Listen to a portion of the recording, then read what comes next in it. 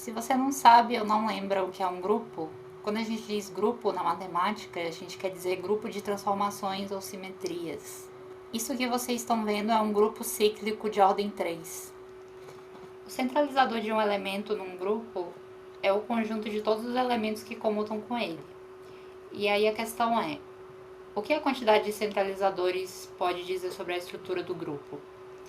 Toda essa pesquisa sobre a quantidade de centralizadores começou com Bel Castro e Sherman nos anos 90, dando essa classificação de grupos com até 5 centralizadores. Mais recentemente, o Zarrin deu esse critério de solubilidade. Como a quantidade de centralizadores de elementos é no máximo a quantidade de elementos, que é a ordem do grupo, essa razão está entre 0 e 1. Então a gente pode pensar nos grupos como estando nesse segmento de reta. Por exemplo, com a razão maior ou igual a 2/3, tem exatamente esses 3 grupos. O Zarrin também deu essa cota para os grupos não solúveis, mas eu cheguei numa conjectura que dá uma cota menor, a partir de experimentos com o software GAP. Mas o foco da minha pesquisa tem sido na construção análoga dos centralizadores exteriores, que são definidos em termos do quadrado exterior. O quadrado exterior, por sua vez, é um caso particular do produto tensorial não abeliano. O produto tensorial de espaços vetoriais é uma construção clássica e muito importante, por exemplo, na geometria. Agora, o produto tensorial de grupos, não necessariamente abelianos, é uma construção mais recente e sofisticada. Mas eu considero que o resultado principal da minha pesquisa nesse primeiro ano foi entender que eu posso passar direto pelo produto tensorial não abeliano. A ideia de extensão de grupos é uma generalização da ideia do produto direto. Aqui, sequência exata quer dizer que A é subgrupo normal de E, e G é quociente de E por A. Então a gente diz que o grupo E é uma extensão de G por A.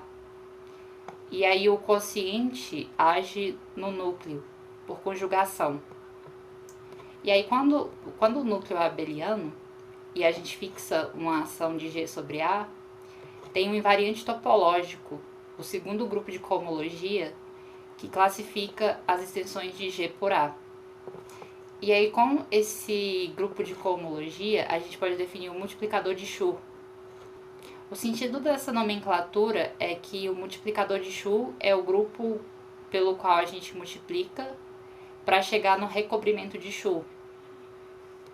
Tem essa definição tanto técnica do recobrimento de Schur, mas o Schur chegou nessa noção no contexto da geometria projetiva, mais especificamente no contexto das representações lineares de grupos.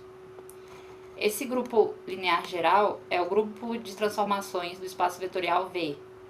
Então a gente pode pensar nesse homomorfismo como representando o grupo como um grupo de matrizes. E esse grupo linear geral projetivo é o grupo de transformações do espaço projetivo. Então a questão do Schur era essa. Se a gente começa com uma representação projetiva, será que tem uma extensão do grupo para o qual essa representação se torna afim? E aí, para estudar essas noções de recobrimento e multiplicador, é muito útil pensar em termos de apresentações de grupos. Então, por exemplo, quando G é perfeito, a gente pode escrever o recobrimento de Schur dessa forma. E ele vai ser único a menos de isomorfismo nesse caso, que G é perfeito. E aí, então como é que o quadrado exterior se relaciona com o recobrimento? Basicamente, o quadrado exterior vai ser o subgrupo derivado de qualquer recobrimento. Então a conclusão disso é que os centralizadores exteriores vão ser simplesmente as imagens dos centralizadores do recobrimento.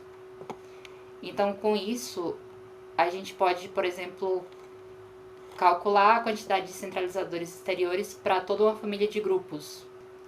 E essas são as referências.